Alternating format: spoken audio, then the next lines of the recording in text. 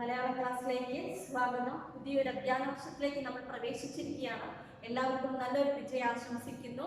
ഈ അധ്യയന വർഷത്തിൽ ആദ്യമായിട്ട് നമ്മുടെ ഓൺലൈൻ ക്ലാസ് ആരംഭിക്കുകയാണ്. ആദ്യമൊക്കെ മലയാളം ക്ലാസ്സിൽ ഞാൻ എടുക്കാൻ ആഗ്രഹിക്കുന്ന ഭാഗം എന്ന് പറഞ്ഞാൽ വ്യാകരണ ക്ലാസ് ആണ്. നമ്മൾ സന്ധി എന്ന ഭാഗം തുടങ്ങിയായിരുന്നു. അതിന്റെ തുടർച്ചയായിട്ടുള്ള ബാക്കി ഭാഗമാണ് ഞാൻ ഇവിടെ നിന്ന് പഠിപ്പിക്കുന്നത്. സന്ധി സന്ധി എന്നാൽ ചേർച്ച എന്നാണ് അർത്ഥം. രണ്ട് വർണ്ണങ്ങൾ അല്ലെങ്കിൽ അക്ഷരങ്ങൾ തമ്മിൽ കൂടിച്ചേരുമ്പോൾ അവയ്ക്ക് മാറ്റം സംഭവിക്കുകയോ സംഭവിക്കാതിരിക്കുകയോ ചെയ്യാം. അങ്ങനെ ഉണ്ടാകുന്ന മാറ്റത്തെയാണ് നമ്മൾ എന്ത് പറയുന്നത്? സന്ധി എന്ന് പറയുന്നത്. സന്ധി എന്നാൽ ചേർച്ച എന്നാണ് അർത്ഥം.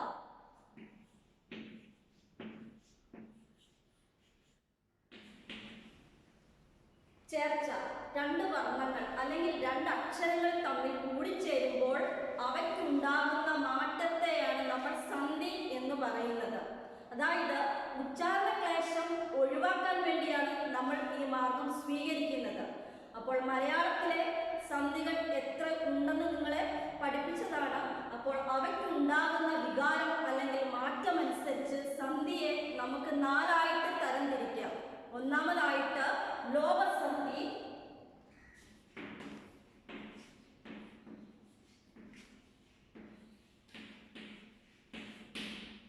രണ്ട് ആഗമസന്ധി, മൂന്ന് ദ്വിത്വസന്ധി, നാല് ആദേശസന്ധി. അപ്പോൾ മലയാളത്തിൽ 4 സന്ധികളാണ് പ്രധാനമായിട്ടുള്ളത്. ഒന്നുകൂടെ ആവർത്തിക്കുന്നു: ലോപസന്ധി, ആഗമസന്ധി, ആദേശസന്ധി, ദ്വിത്വസന്ധി. ആദ്യമായി നമുക്ക് പരിചയപ്പെടാവുന്നത് ലോപസന്ധി. ലോപം എന്ന വാക്കിന്റെ അർത്ഥം ഇല്ലാതാവുക എന്നതാണ്.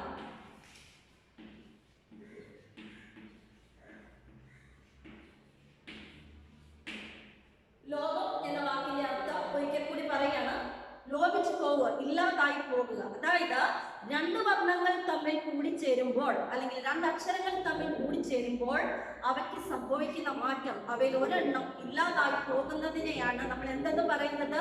ലോപസന്ധി എന്ന് പറയുന്നത്. ഉദാഹരണം: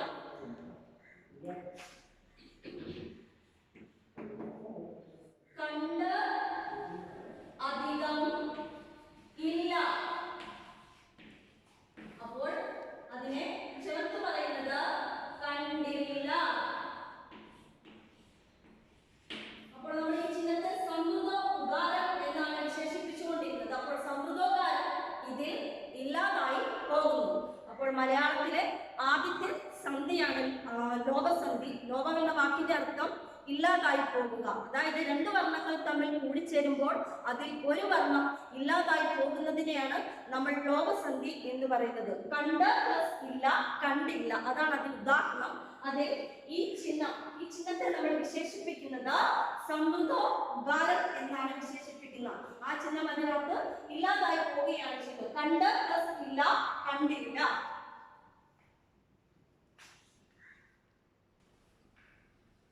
ലോപസന്ധിക്ക് വീണ്ടും ഉദാഹരണങ്ങൾ കൂടി വ്യക്തമാക്കുകയാണ്. രണ്ടാമത്തെ ഉദാഹരണം ഇപ്രകാരമാണ്: പെറ്റ അധികം അമ്മ. അത് തിരിച്ചെഴുതുമ്പോൾ പെറ്റമ്മ, പെറ്റ അധികം അമ്മ. അത് ചേർത്തെഴുതുമ്പോൾ ഇപ്രകാരം പറയുന്നു: പെറ്റമ്മ. ഇത് എന്താണ് ലോപിച്ചു പോയിരിക്കുന്നത്? എന്താണ് ലോപിച്ചു പോയിരിക്കുന്നത്? അകാരം ലോപിച്ചിരിക്കുന്നു. പെറ്റ, ഇവിടെ ഒരു ആ വരുന്നുണ്ട്, പ്ലസ് അമ്മ, പെറ്റമ്മ. ഒരു ആ പോയി കഴിഞ്ഞിരിക്കണം. അപ്പോൾ അകാരം ലോപിച്ചു.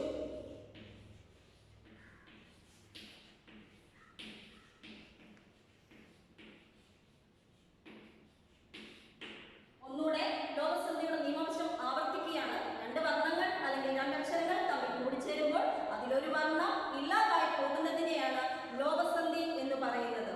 അപ്പോൾ സമൃദ്ധോകാരമാണ് ഇവിടെ ലോപിച്ചു പോയിരിക്കുന്നത്, അല്ലെങ്കിൽ സ്വരാക്ഷരങ്ങൾ ഇതിൽ ലോപിക്കാൻ സാധ്യതയുണ്ട്. പെറ്റ അധികം അമ്മ, പെറ്റമ്മ. അവിടെ അകാരം ലോപിച്ചു പോയിരിക്കുകയാണ്. അടുത്തൊരു ഉദാഹരണം കൂടി വ്യക്തമാക്കുകയാണ്: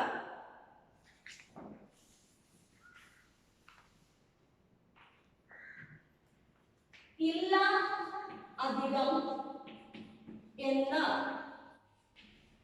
ഇതെങ്ങനെ ചേർത്തെഴുതും? ഇല്ലെന്ന്.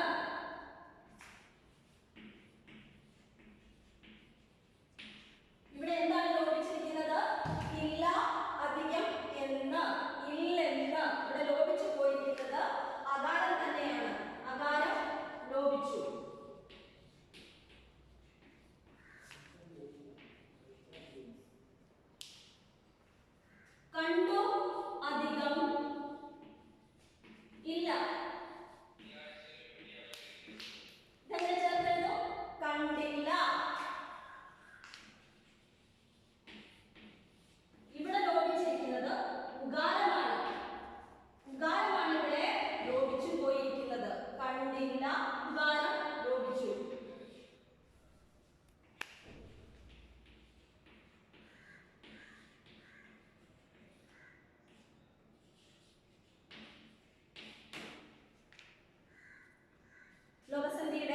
നിയമവശം മനസ്സിലായി എന്ന് വിശ്വസിക്കുന്നു. ഉദാഹരണം വ്യക്തമായി എന്ന് വിശ്വസിക്കുകയാണ്.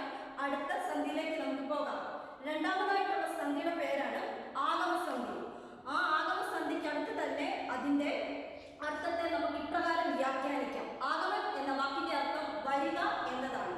അപ്പോൾ രണ്ട് വർണ്ണങ്ങൾ തമ്മിൽ ചേരുമ്പോൾ അതിൽ ഒരു വർണ്ണം പോയി പുതുതായിട്ട് മൂന്നാമത് വർണ്ണം വന്നു ചേരുന്നതിനെയാണ് ആഗമസന്ധി എന്ന് പറയുന്നത്. അതായത് രണ്ട് വർണ്ണങ്ങൾ തമ്മിൽ ചേരുമ്പോൾ അവയ്ക്കിടയിലേക്ക് പുതുതായി ഒന്ന് വന്നു ചേരുന്നതിനെയാണ് ആഗമസന്ധി എന്ന് പറയുന്നത്. രണ്ടാമത്തെ സന്ധിയാണ് ആഗമസന്ധി.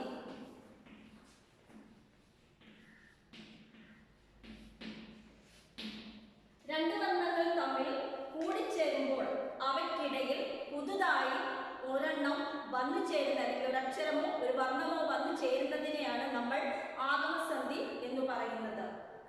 രണ്ട് വർണ്ണങ്ങൾ തമ്മിൽ കൂടിച്ചേരുമ്പോൾ ഒരു വർണ്ണം അല്ലെങ്കിൽ ഒരക്ഷരം പുതുതായി വന്നു ചേരുന്നതിനെയാണ് ആഗമസന്ധി എന്ന് പറയുന്നത്. ഈ സന്ധിയുടെ പ്രത്യേകത എന്ന് വെച്ചാൽ യകാരമോ വകാരമോ ആയിരിക്കും ആഗമിക്കുന്നത്. യ അല്ലെങ്കിൽ വ ഇവയായിരിക്കും ആഗമസന്ധിയിലേക്ക് ആഗമിച്ചുകൊണ്ടിരിക്കുന്ന വർണ്ണങ്ങൾ. തിരു അധികം ആതിര, അതിന് ഉദാഹരണമാണ് തിരു അധികം ആതിര. ചേർത്തെഴുതുമ്പോൾ പ്രകാരമാണ് തിരുവാതിര. അപ്പോൾ അവിടെ എന്താണ് ആഗമിച്ചിരിക്കുന്നത്? വായാണ് ആഗമിച്ചിരിക്കുന്നത്.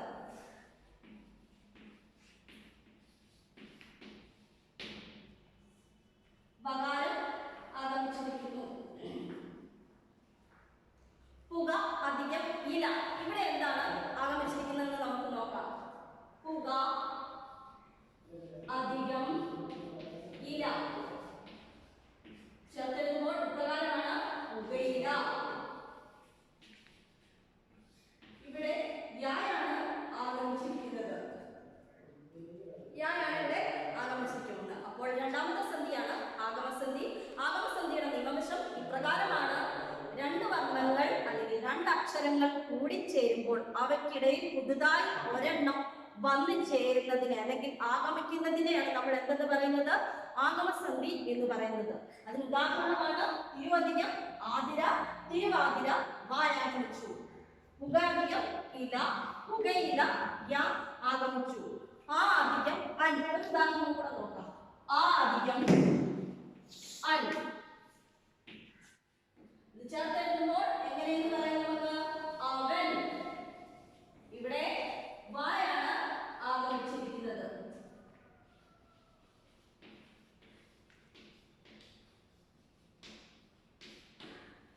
മനസ്സിലായി എന്ന് വിശ്വസിക്കുന്നു. മലയാളത്തിലെ മൂന്നാമത്തെ സന്ധിയിലേക്ക് നമുക്ക് കടന്നു വരാം. ദ്വിത്വസന്ധി. അപ്പോൾ നമ്മൾ ലോകസന്ധി കണ്ടു, ആഗമസന്ധി കണ്ടു. ഇനി മൂന്നാമത്തെ സന്ധിയാണ് ദ്വിത്വസന്ധി.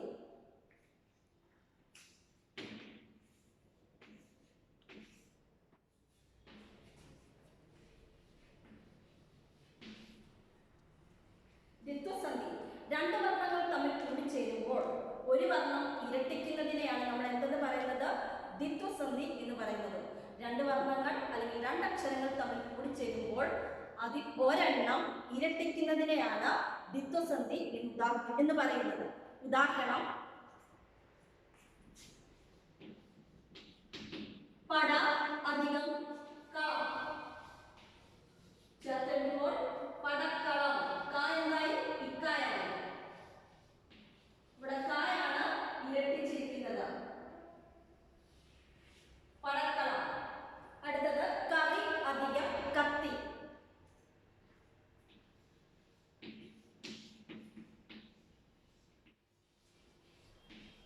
അത് ചേർത്തെഴുതുമ്പോൾ ഇപ്രകാരമാണ് കറി കത്തി. അവിടെ ഇക്ക തന്നെയാണ് ഇരട്ടിച്ചിരിക്കുന്നത്. പിന്നെ ആറധികം വഞ്ചി.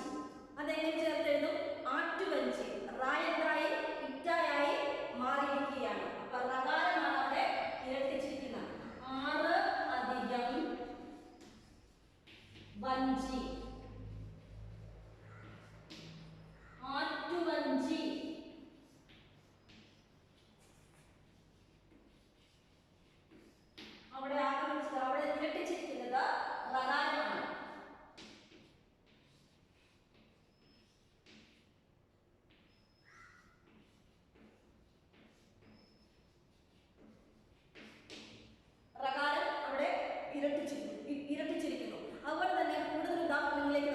ചെല്ലുകയാണെങ്കിൽ പണി അധികം പുര, പണിപ്പുര, കളി അധികം കോപ്പ്, കളിക്കോപ്പ്. അപ്പോൾ അക്ഷരങ്ങൾക്ക് സംഭവിക്കുന്ന അല്ലെങ്കിൽ വർണ്ണങ്ങൾക്ക് ഉണ്ടാകുന്ന ഇരട്ടപ്പിനെയാണ് നമ്മൾ എന്തെന്ന് പറയുന്നത്? ദ്വിത്വസന്ധി എന്ന് പറയുന്നത്. അതായത് രണ്ട് വർണ്ണങ്ങൾ തമ്മിൽ കൂടിച്ചേരുമ്പോൾ അതിൽ ഒരു വർണ്ണം ഇരട്ടിക്കുന്നതിനെയാണ് ദ്വിത്വസന്ധി എന്ന് പറയുന്നത്. ഉദാഹരണ സഹിതം വ്യക്തമായി എന്ന് വിശ്വസിക്കുകയാണ്. അടുത്ത സന്ധിയിലേക്ക് നമുക്ക് പോകാം. അടുത്തത് മലയാളത്തിലെ പ്രധാനപ്പെട്ട സന്ധികളിൽ നാലാമത്തത് ആദേശസന്ധി. അതായത് രണ്ട് വർണ്ണങ്ങൾ തമ്മിൽ കൂടിച്ചേരുമ്പോൾ ഒരു വർണ്ണം പോയിട്ട് അതേ സ്ഥാനത്ത് മറ്റൊരു വർണ്ണം വരുന്നതിനെയാണ് എന്തെന്ന് പറയുന്നത്? ആദേശസന്ധി എന്ന് പറയുന്നത്. ഒന്നുകൂടെ പറയാം. രണ്ട് വർണ്ണങ്ങൾ തമ്മിൽ കൂടിച്ചേരുമ്പോൾ ഒരു വർണ്ണം പോയി അതേ സ്ഥാനത്ത് മറ്റൊരു വർണ്ണം വരുന്നതിനെയാണ് ആദേശസന്ധി എന്ന് പറയുന്നത്. അപ്പോൾ ആദേശസന്ധിയുടെ ഉദാഹരണങ്ങളിലേക്ക് നമുക്ക് കടന്നു പോകാം. വിൺ പ്ലസ് തലം.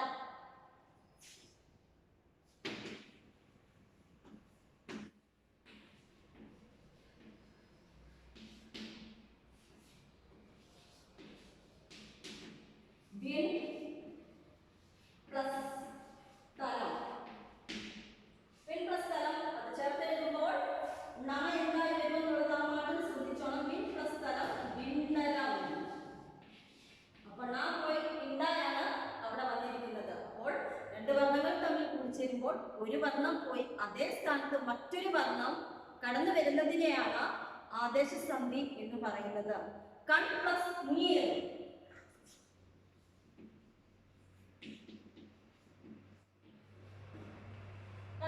നമ്മൾ എങ്ങനെ എഴുതും? കണ്ണീർ. പോയി ഇണ്ണായ കണ്ണീർ. അപ്പോൾ മലയാളത്തിലെ പ്രധാനപ്പെട്ട സന്ധികൾ നമ്മൾ പരിചയപ്പെട്ട് കഴിഞ്ഞു. അപ്പോൾ വർണ്ണങ്ങൾക്കുണ്ടാകുന്ന അല്ലെങ്കിൽ അക്ഷരങ്ങൾക്കുണ്ടാകുന്ന വികാരം അനുസരിച്ച് മലയാളത്തിലെ സന്ധികളെ നമ്മൾ നാലായിട്ട് തരംതിരിച്ചിരിക്കുകയാണ്. ലോകസന്ധി, ആഗമസന്ധി, ആദേശസന്ധി, ദ്വിത്വസന്ധി. അപ്പോൾ ഓരോന്നിന്റെ നിയമവശം ഒന്നും കൂടെ വ്യക്തമാക്കുകയാണ്. ലോകസന്ധി രണ്ട് വർണ്ണങ്ങൾ തമ്മിൽ കൂടിച്ചേരുമ്പോൾ അതിൽ ഒരെണ്ണം ഇല്ലാതായി പോകുന്നതിനെയാണ് നമ്മൾ എന്തെന്ന് പറയുന്നത്? ലോകസന്ധി. രണ്ടാമത്തത് ആഗമസന്ധി. രണ്ട് വർണ്ണങ്ങൾ തമ്മിൽ കൂടിച്ചേരുമ്പോൾ പുതുതായി ഒരെണ്ണം അവയ്ക്കിടയിലേക്ക് വന്നു ചേരുന്നതിനെയാണ് നമ്മൾ ആഗമസന്ധി എന്ന് പറയുന്നത്. ഇതിൽ യകാരമോ പകാരമോ ആഗമിക്കാം. പിന്നെ മൂന്നാമത്തതാണ് ദ്വിത്വസന്ധി. അതായത് രണ്ട് വർണ്ണങ്ങൾ തമ്മിൽ കൂടിച്ചേരുമ്പോൾ അതിലൊരു വർണ്ണം ഇരട്ടിക്കുന്നതാണ് ദ്വിത്വസന്ധി എന്ന് പറയുന്നത്.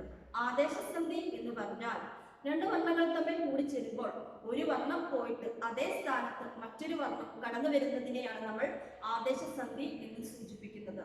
അപ്പോൾ ഇന്ന് പഠിപ്പിച്ചിരിക്കുന്ന മലയാളത്തിലെ സന്ധി എന്ന പ്രധാനപ്പെട്ട ഭാഗം നിങ്ങൾക്ക് മനസ്സിലായി എന്ന് വിശ്വസിക്കുന്നു.